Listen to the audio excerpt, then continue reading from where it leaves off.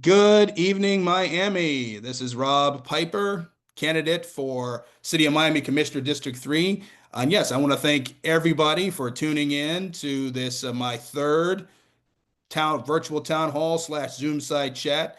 The plan is to have nine more of these until the election, twice a month. And for this particular iteration, I wanted just to get input, and whether it be you're within District 3 or just in the city of Miami or nearby, because I think any input at this stage in the campaign for me would be very, very, very helpful. And I just wanted to ask the question, is Miami getting its money's worth regarding services, regarding all that it takes in? And I just wanted to present my ideas in these early stages of the campaign and get input on those ideas as well. And I think that any input would be very, very, very helpful. Uh, First, in order to figure out, I've been thinking about this for the last couple of weeks, just asking the question, is Miami getting its money's worth regarding services? And I said to myself, okay, I think in order to answer that, you're going to need to answer three questions. The first one being, if what does good service look like?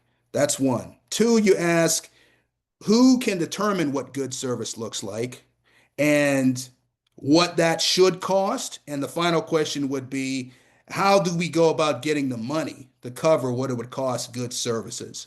So, in answering that first question, what does the good service look like? I would say it doesn't look like what we've been dealing with for the past couple of years, budget cuts.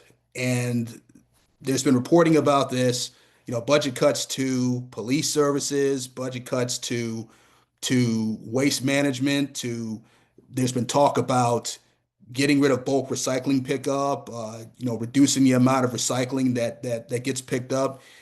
I know in my neighborhood of Shenandoah, there's trash in spots, piles of trash in spots that's not getting picked up. And yeah, that is a deficiency in services as far as I'm concerned. But I would be interested in hearing what other like service horror stories anybody else would have.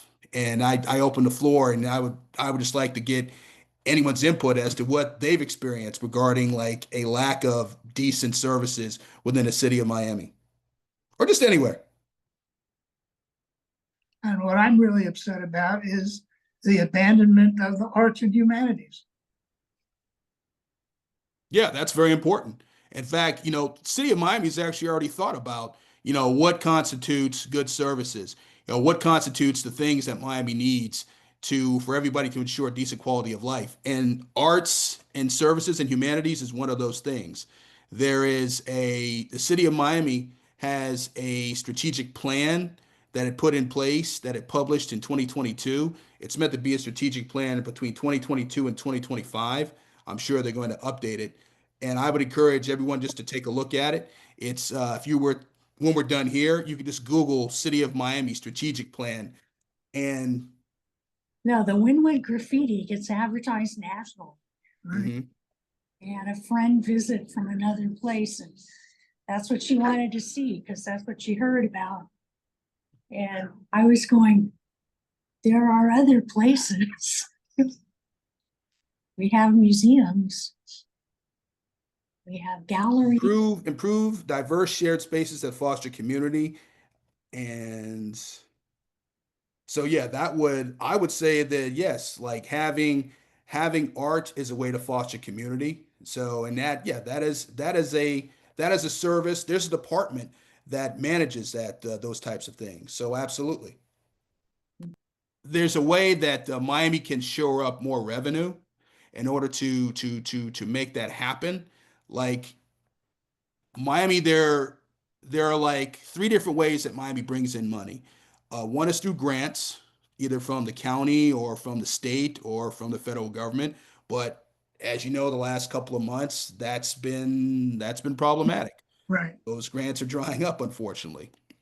Another way is through investments, and that's where like investors come in, invest money in Miami, either by buying bonds or Miami's bonds like the Forever Bond and the other bonds.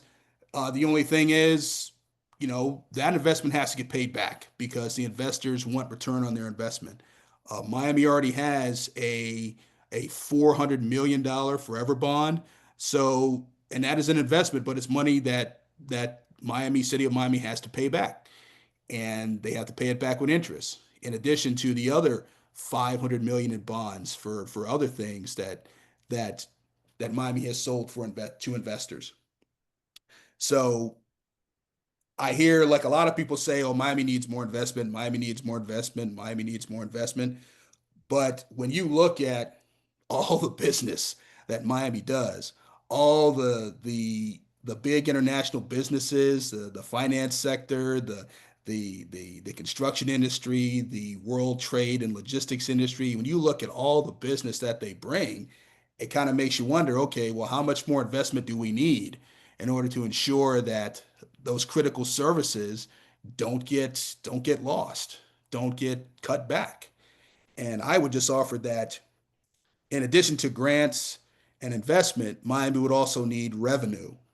And that's where I feel I've been studying this for the past couple of weeks, all of Miami's sources of revenue.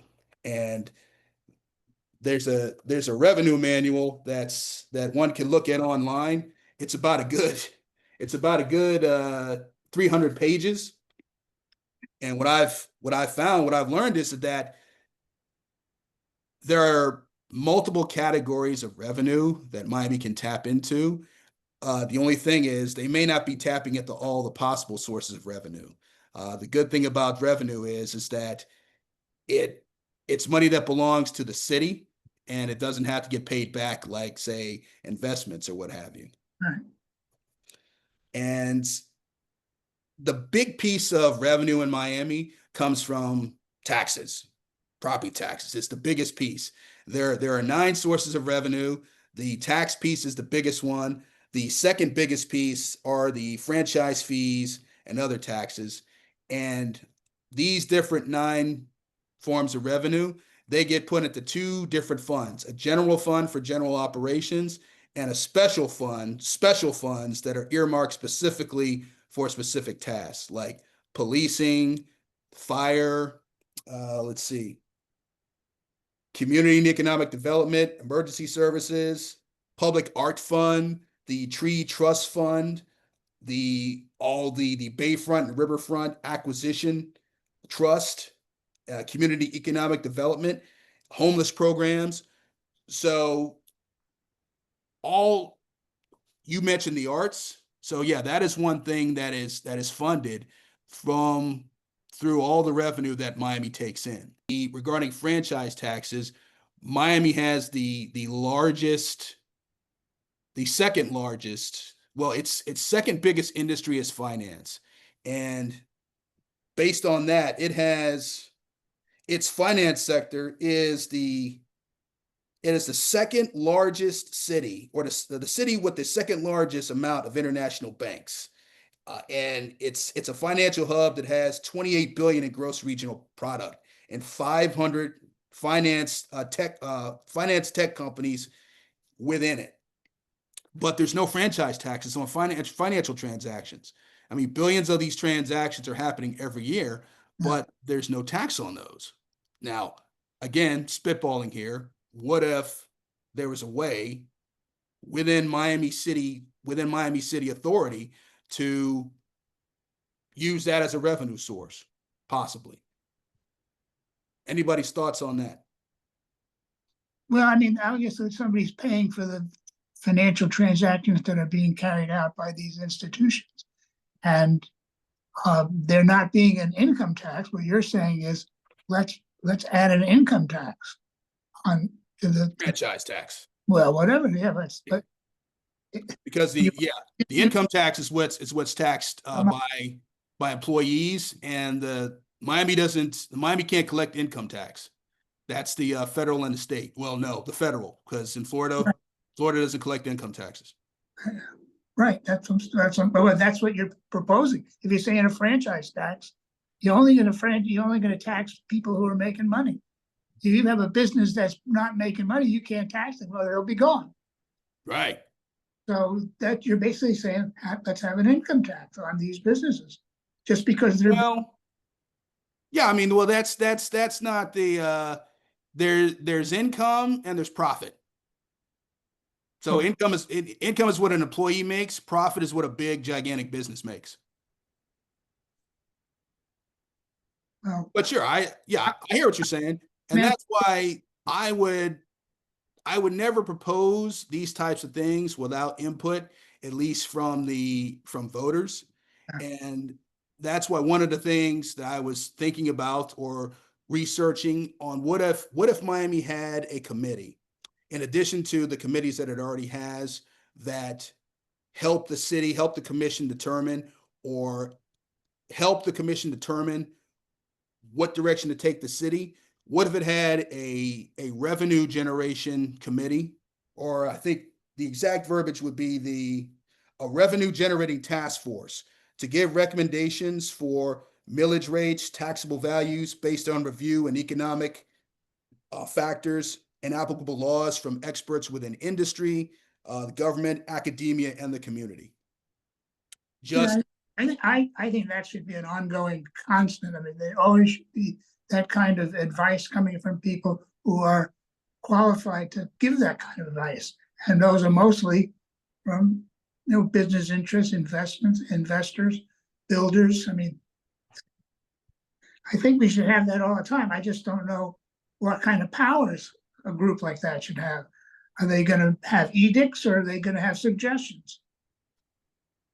Yeah, that's a great question. So, I mean, if I understand what you're saying it should be like an ongoing thing. So not just a temporary task force, but Right. a permanent standing committee, in the same way that we have building committee, the zoning committee, all the different, the affordable housing committee, because the city committees exist to help the commissioners govern, and they meet every month in order to discuss and to review certain things and to pretty much help the commissioners guide, uh, to help them do their job, Yeah. to assist the commissioners with their oversight responsibilities of the different departments.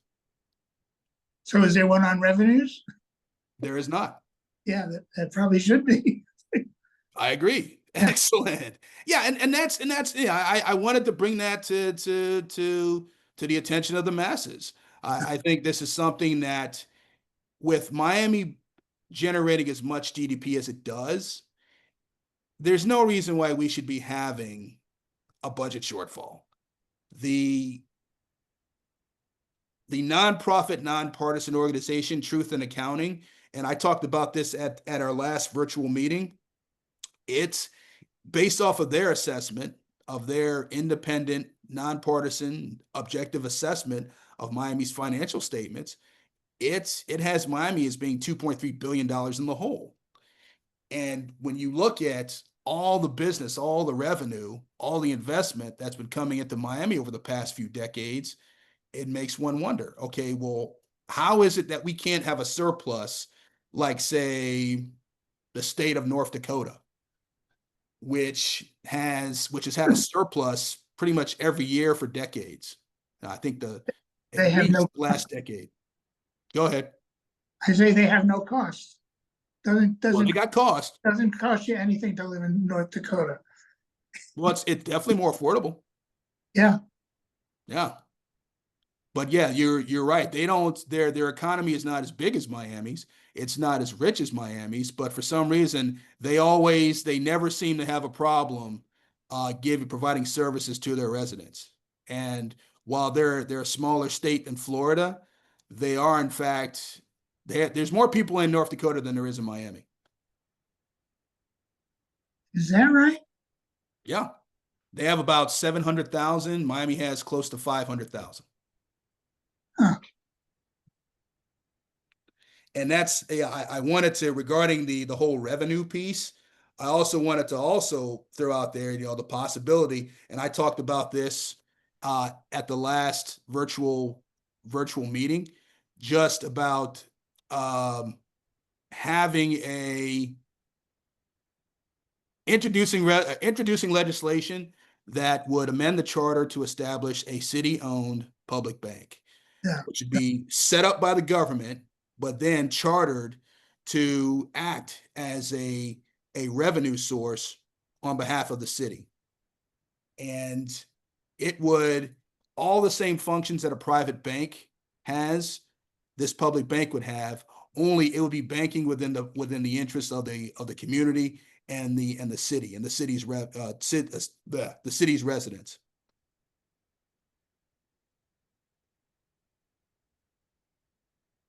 Well, you talked about revenue and you included, when you went through the list of where the funds come from, you included investment. Yes, Well, but the investment comes at a cost. it does. You're right. I mean, It comes one, you got to pay it back, and two, you got to pay it back with interest. right.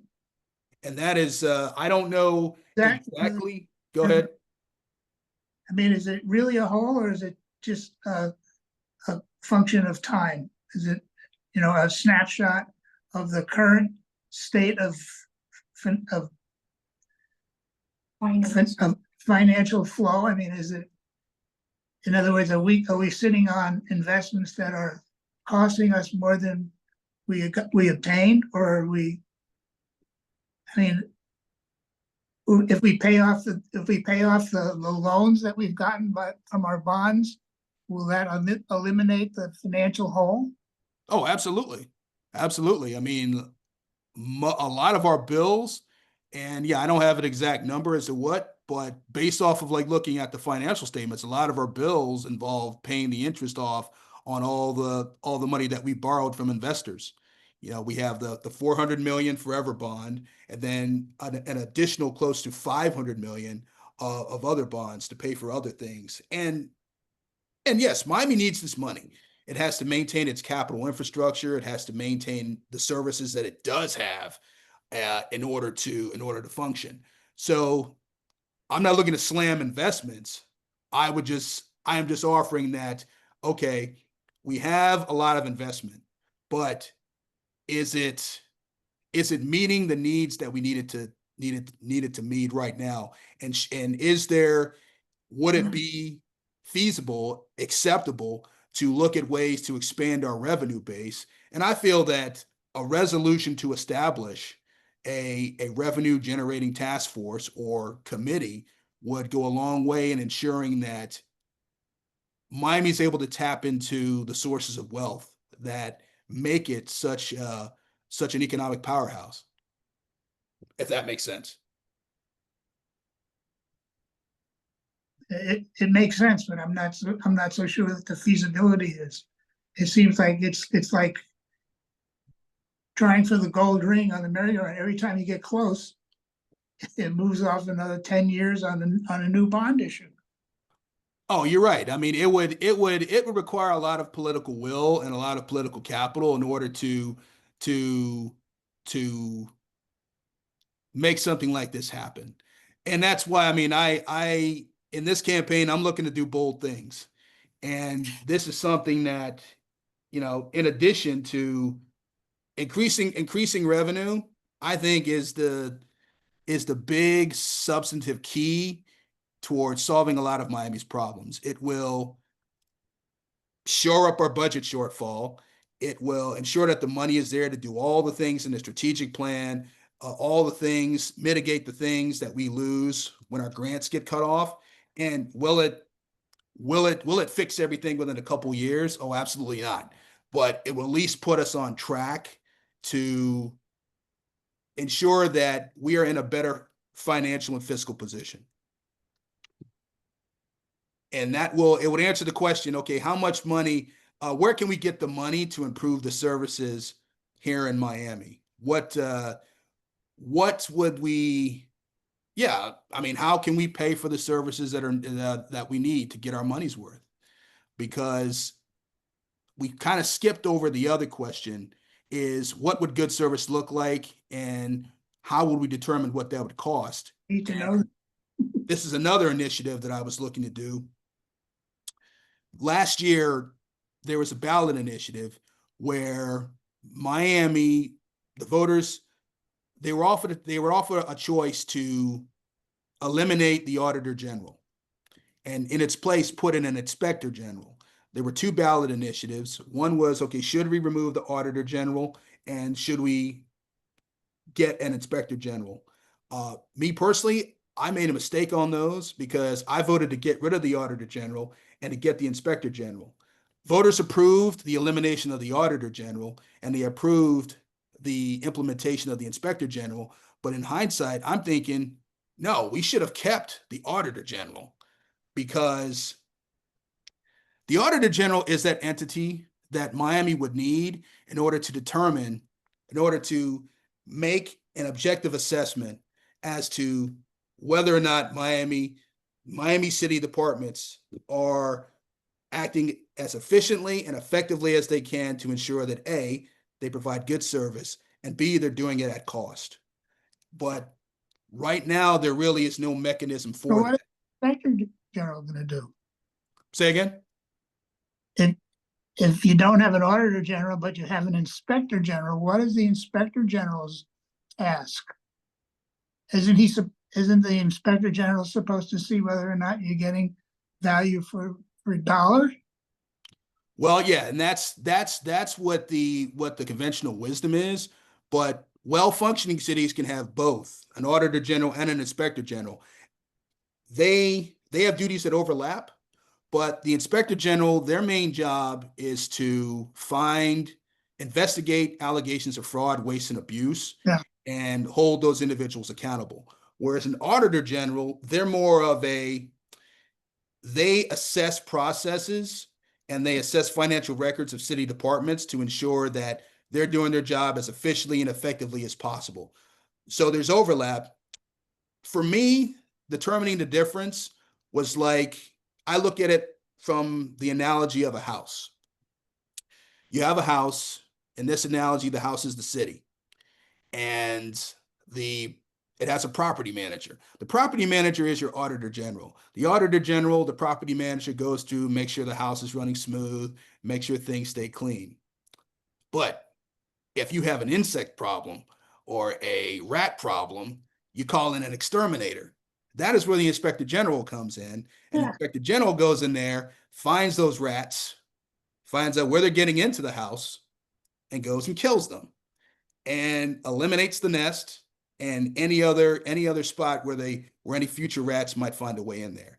So that is how I see the two, Auditor General and the Inspector General, kind of complementing each other, with the Auditor General basically being that set of eyes to say, okay, departments, this is what based off of what you've shown us, your processes dictate this, and that is how we determine if they are operating in such a way where the city of Miami gets the most bang for its buck, if that makes sense. I understand that there's something of a tussle going on in federal government about whether or not the debt limit should be raised. And I'm assuming that the Auditor General would be looking at the same kind of issues for the city of Miami. Like, should we issue more bonds and at what rate? Absolutely. Should Yeah. we not do the project? Yeah, well, it's kind of like they could offer assessments as to, okay, is it more feasible to borrow the money we need, or is it more feasible to raise the revenue? They would definitely have input in that regard, possibly having a representative on the aforementioned revenue generation committee. And establishing these entities would involve drafting a resolution, or either drafting a resolution that would get decided at a commission meeting, or drafting a resolution that would amend the actual code, the city's code, which would require a first reading and then a second reading. Well, I see what we're talking about is how do we manage fundraising for the city? You mean fundraising or Story. finding money? The other finding money, but the other half of the story is how do we manage spending money, Mm-hmm. or acquiring more debt? I mean, Right. And that's why I think we should reinstate the Auditor General to be able to to give a realistic and honest assessment. Yeah. Because I appreciate what commissioners do, but I get worried when they make decisions that, yeah, I feel more comfortable when they make the decisions based off of assessments of somebody that's independent. And the Auditor General would be given sufficient independence within within the Miami Charter, within the Miami Code to operate. So they wouldn't be under the thumb of any one commissioner. And that is what I think is wrong with our current iteration of the Inspector General. The commissioners have set it up so that the Inspector General can't even investigate anonymous tips, which blows my mind, because how can you? Who did that? Yeah. Oh, they made that decision a couple months ago in one of the meetings. They're yeah, and it was reported in the local press, and pretty much the Inspector General, their hands are tied, and they have to report directly to the commission. So that's another thing I want to introduce, is legislation that would make the Inspector General truly independent. Yeah. So they could do their job in finding those little rats running through the house. Yeah. I can see that being a problem. Yeah. Yeah.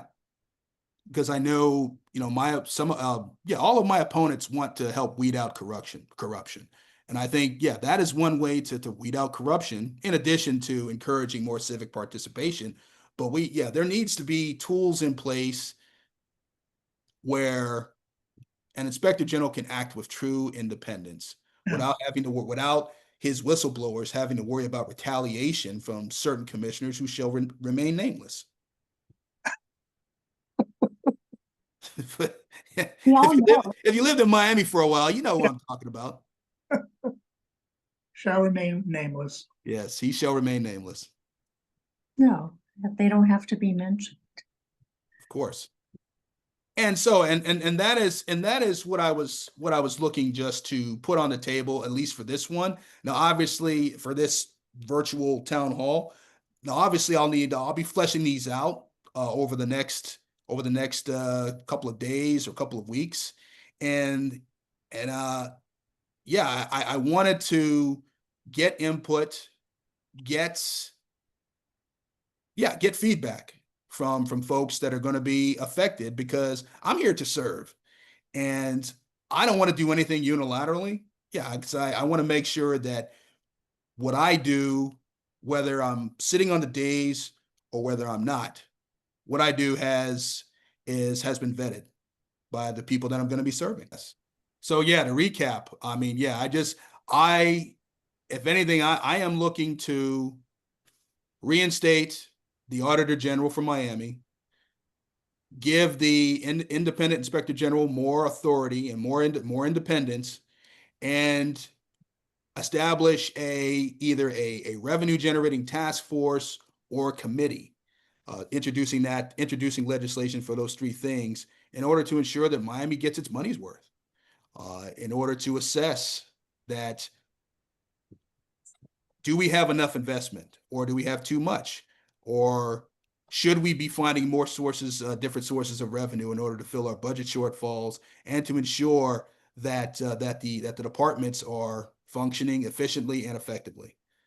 Because yeah, if you're going to cut things, that isn't necessarily going to mean that they're going to work better.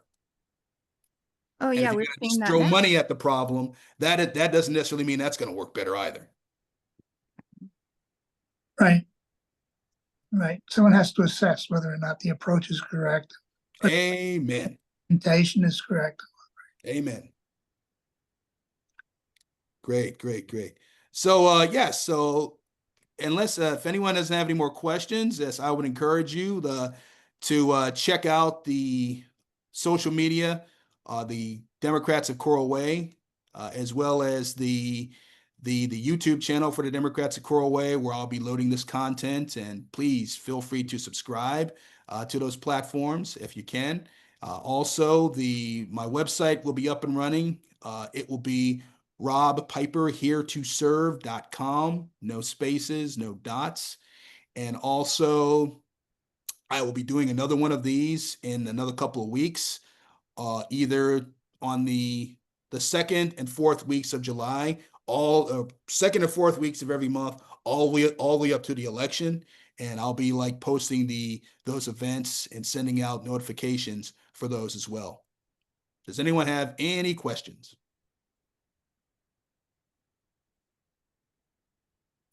All right, I'll take that as a no. So I appreciate everybody coming out, and please feel free to reach out to me individually.